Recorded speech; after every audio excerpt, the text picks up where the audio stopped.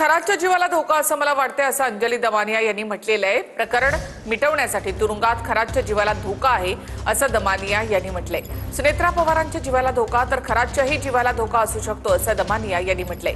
तर खराची जेलमध्ये हत्या होऊ शकते असं करुणा मुंडे यांनी म्हटलंय।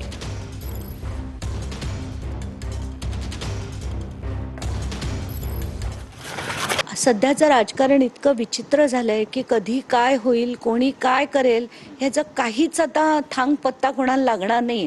असं जर काही पत्र आलं असेल तर त्याची नक्कीच चौकशी झाली पाहिजे।